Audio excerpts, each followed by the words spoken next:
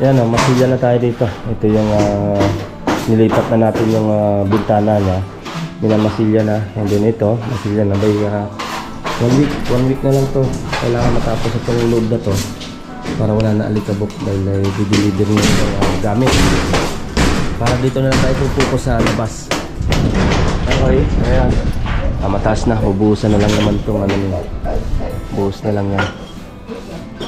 Okay, natanggal na yung bricks. Yung sa wire na aircon yan, tatabunan naman ng tiles yan.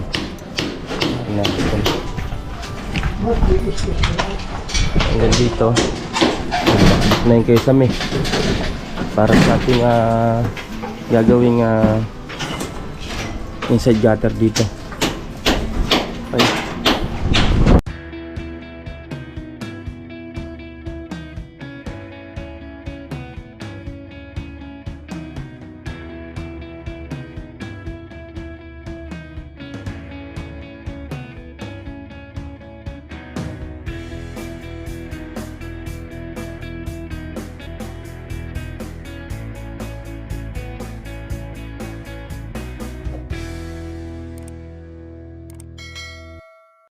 Kaya mga boss, at good morning. At update na natin tong project natin ulit na Block 18 ng Jasmine Project, Lima Brosa Phase 3.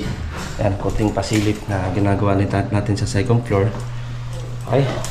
Mga boss, tara samahan nyo at check na natin. Let's go! Kaya mga boss, silipin na natin tong Block 18. Ayan.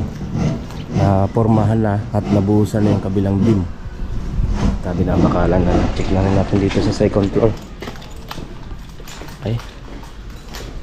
Ayan. At full finish tayo ngayon. At araw ng Sabado, payday tayo mga boss.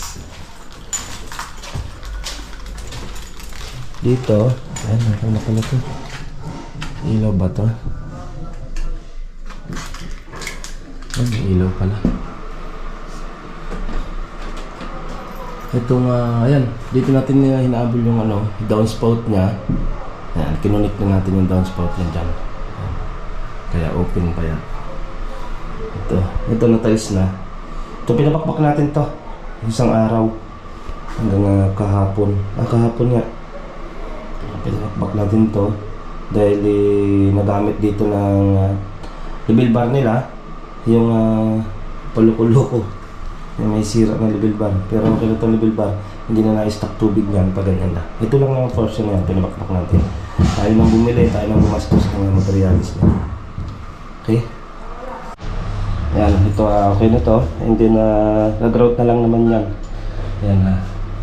Ito tatakpan na lang naman dito at bubuhusan na lang. Check natin sa second floor mga boss. Clear na tayo dito. Ito sa doorbell niya, mga outlet. Hindi na lang naman ang gagamitin. Ikakabit natin dito. Okay na rin naman tayo. Halos sa touching na lang. Ito by next week na natin pamasilya pag puting-puti na. Kaya na-move na bintana niya. Na-move na. Tapos nagkaroon tayo sariling pinto. Okay? Yan. By next week, pintura na yan. And then ito, tanggalin na lang siguro itong tiles na to. Tatlo. Para may sagad na doon, meron pa naman tayong pampalit na. Okay. Ito, buhusan na rin naman nila yung beam. Ito sa kabila. Hindi, ito. Bubuhusan na lang din naman. Ito, bubuhusan na lang din naman itong liga dito. Dumating yung materialis kapon? Bakal tsaka yung Ako semento. hollow blocks. Andiyan si Jerome. Ito, pabing na lang din naman dito. Tapos close na rin naman yan. Ay, sunod dito. Paruping na tayo. Habang di na ulan. Yan o, masilya na tayo dito. Ito yung nilipat na natin yung bintana niya. Minamasilya na. And then ito, masilya na. By 1 week na lang to. Kailangan matapos itong load na to para wala na alikabok dahil di-deliver nyo yung gamit. Para dito na lang tayo pupuko sa labas. Okay, ayan. Mataas na, ubuhusan na lang naman itong buhos na lang yan. Okay, natanggal na yung bricks. Yung sa wire na aircon yan, tatabunan naman ng tiles yan. Hanggang dito. Bakbak na yung kesame para sa ating gagawing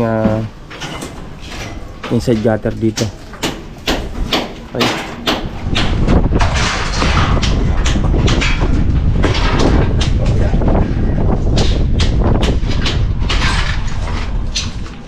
Then ang RB natin, ayun, diretso na rin RB natin. Pataas na yung RB. Ayun na, tanggal na yung kisame dito. 2, 4, 6, 7. Dugsungan lang naman natin ito ng bubong. Diretso dito. Ayan, dugsong lang natin. Ayan din ang bibili natin. 2x4 din. Ayun na, para mabubungan lang natin ito. Okay. Ayan mga boss, yan ang ating kunting pasilip sa Black Cat 18 ng Jasmine project natin. Ito na yung ating mga pantrasis mga boss. Ayan na yung pantrasis natin. And then yung pang-gate natin, ayun na. Yung ating pang-gate. Ito yung pantrasis natin dito sa ating pang-roofing. Ang kulang na lang yan, yung C-par lens na lang kulang. Ito yung dito front, tsaka doon sa back. Pina-deliver na natin. Okay, at next update natin, siguro itong Black Cat 16. Ang next update natin mga boss. Okay, hanggang dito na mga boss. At ingat-ingat tayo. Bye bye. Ito pong J. Uragon Vlog, napakaganda po ng channel na ito, no? Tungkol po ito sa construction. Actual construction po ang channel na ito, no? Pag pinanood nyo po ito, panalo po kayo sa channel na ito. Napakaganda po ng mga video niya. Lalo na pong magaganda, no, yung mga iba't ibang design niya.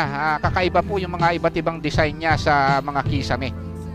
Subukan nyo pong panoorin J. Uragon Vlog na ito. Matutuwa po kayo pag pinanood nyo po yung mga video niya. Maraming salamat po.